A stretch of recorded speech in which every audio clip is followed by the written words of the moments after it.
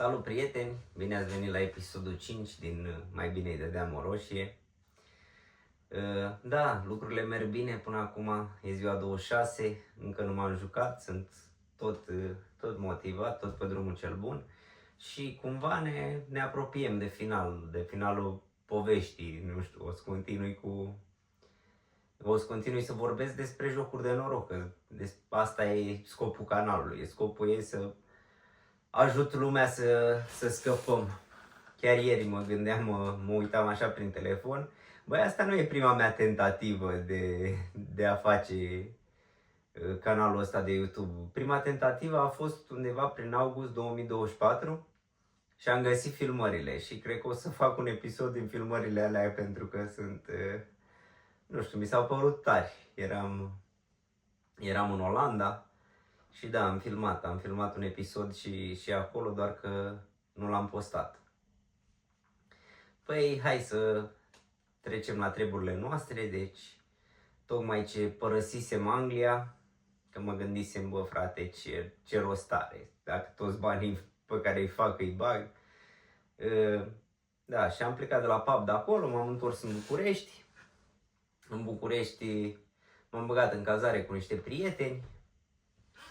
Și m-am angajat la multinațională în Pipera, la Honeywell.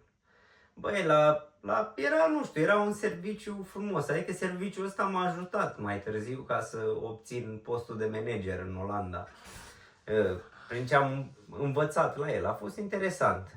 În fine, da, aveam un salariu mediu așa, adică eu cred că câștigam undeva cam de 4 ori mai puțin decât luam în Anglia. În Anglia luam cam între 2500-2800 de lire pe lună la pub acolo. Dar acolo măcar luam banii la săptămână. Acum am întors în România, mai luam și banii la lună. Și bă, dar nu știu cum face treaba, cum merge treaba, mie tot la București îmi place. Adică, nu știu, dacă ar fi să aleg să trăiesc undeva, eu tot în București aș trăi. Nu știu, e orașul meu preferat, acolo sunt majoritatea prietenilor mei. Chiar, nu știu, e frumos. Chiar dacă eram sărac, atunci nu mai eram așa, dar băi, tot, mai aveai pe ăla, vă descurcați până la sfârșitul lunii. Bine, nu zic așa că asta nu e viață să tragi de unul de altul, dar aia e. Și m-am angajat la ăștia, băi, era un serviciu ok, adică mă îmbrăcam frumos, stăteam la calculator, nu, era un fel de dispatcher. Dar chestia era, băi, că și la ăștia luam salariu, frate, și îl jucam, câteodată jucam salariu până să termin munca. Deci eram la muncă, să zicem, începusem la 7 dimineața, terminam undeva la 3 și pe la ora 1 mi intra salariu. Și nu era așa aglomerat, atunci nu prea aveam de muncă. Și eu de la 1 până când ieșeam de la muncă, eu pierdeam tot salariul. Deci ieșeam cu salariul pierdut. Țin minte, la o pierdere de asta de salariu a fost și prima oară când, nu știu, a venit cineva la mine la poartă să-i ceară, singura dată când s-a întâmplat asta, să-i ceară banii lui taică-miu, da? Adică mi se pare penal asta că acum, nu știu, aveam cât 26 de ani, 27 atunci. 2019, 2020, 25, 26 de ani aveam. Da, și cum am stat, așa am stat. După ce au trecut 3 luni de lucru, m-am apucat descoperitor de cont, card de credit, IFN. Bă, deci luasem absolut toate IFN-urile posibile. Și nu știu, și 200 de lei dacă îmi dădea, îi luam. 200 de colo, 1000 de lei de colo, 2000 de lei de colo, peste tot luasem. Și făcând IFN-urile astea, mai bine, nu m-au mai lăsat să fac împrumut în bancă. În fine, și bine COVID-ul. Când a venit COVID-ul, cumva ne-a pus să lucrăm de acasă. Și acasă îmi dădea laptopul de la muncă, să le iau acasă. Mamă, l-am băgat, cred că de 5-6 ori am băgat laptopul ăla la manet, laptopul de la muncă. Dar țin minte că la un moment dat l-am băgat, îmi dădea 1000 de lei pe el, amanetul. L-am băgat și m-am dus și m-am jucat și am scos vreo 21.000 de lei. După ce am scos ăștia 21.000 de lei, m-am dus înapoi la manet, am scos laptopul și am cumpărat fer și fel de chestii. Am cumpărat vreo 5 ceasuri de acolo sau ceva. Chestii să am colaterale, că eu prevedeam viitorul, prevedeam că o să-i pierd pe toți și trebuia să am colaterale, să am ce băga la manet să mai mă mențin. Dar în fine, vă dați seama, s-au dus și aia. 21.000 de lei erau cumva o sumă mare în comparație cu ce produceam eu atunci, ce mai făceam, dar nu m-au ținut, cred că 5 zile. Dar vezi tu, aveam cât un ceas, cât un alea, mai măceam, mai băgam cât un ceas la manet, cât o asta. Și nu știu, a fost, era așa, era nașpa, știți și voi, pentru toată lumea cu COVID-ul.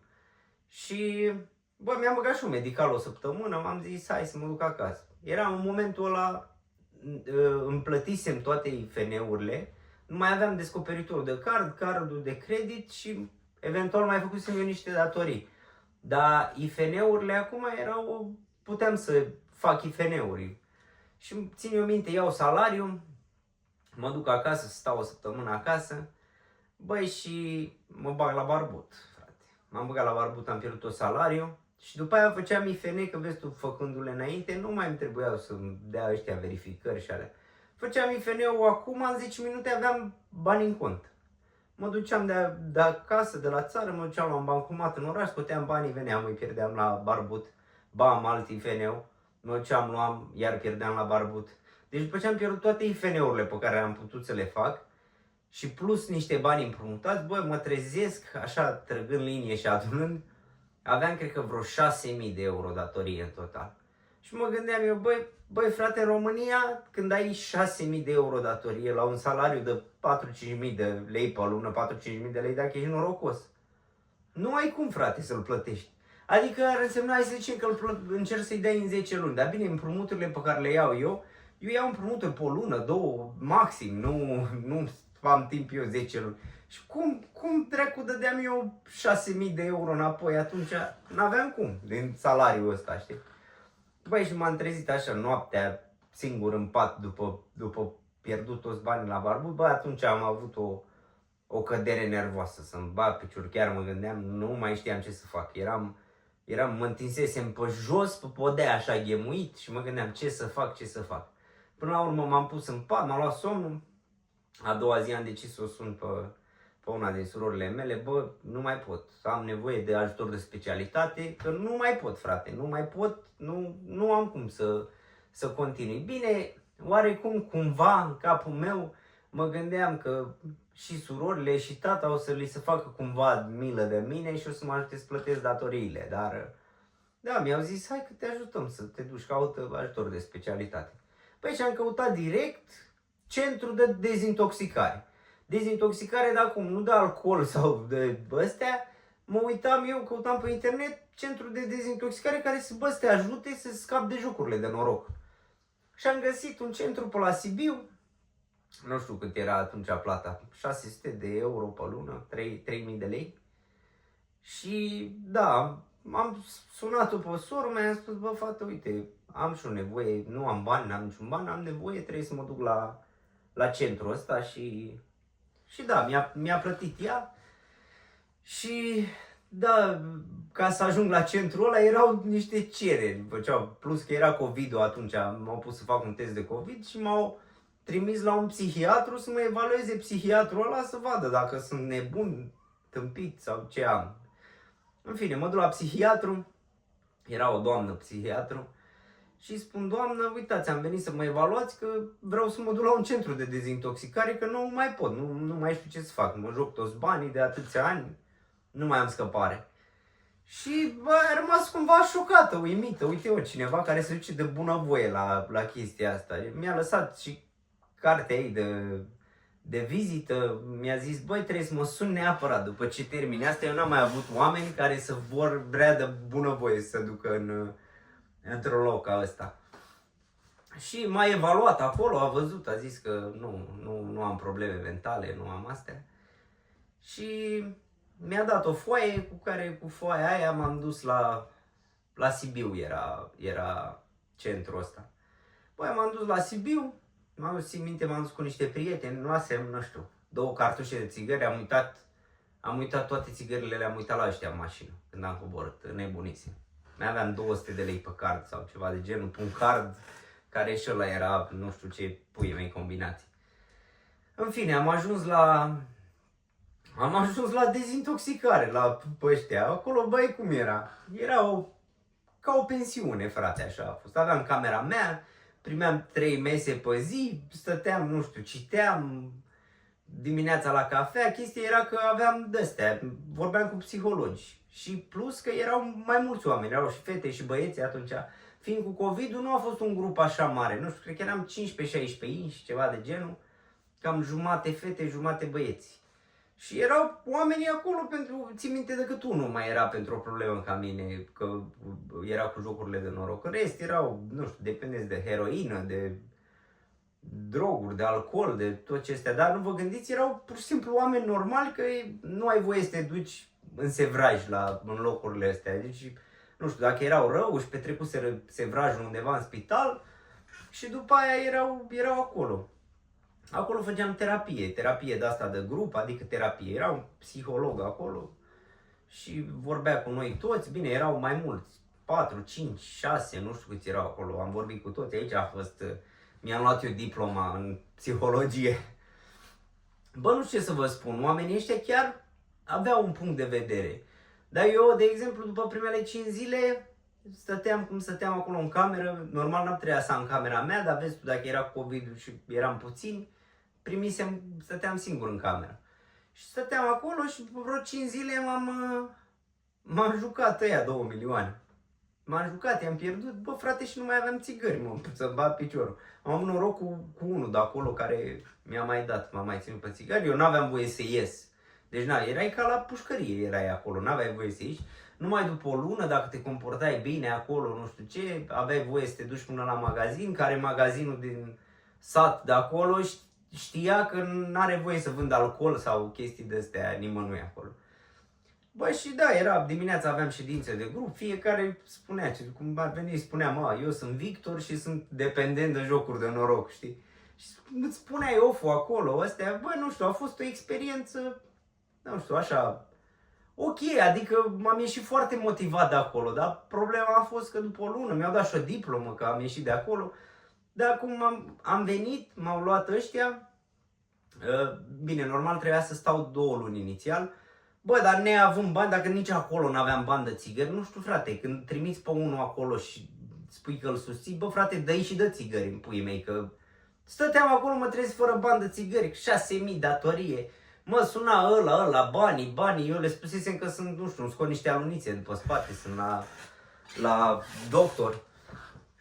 Și, băi, ce mă gândesc eu? Așa, în ultima săptămână, bă, gata, nu mai prelungesc o lună, plec în Olanda. Ce să fac? Plec, că trebuie să fac bani. Am vorbit cu un prieten, se ducea și el în Olanda.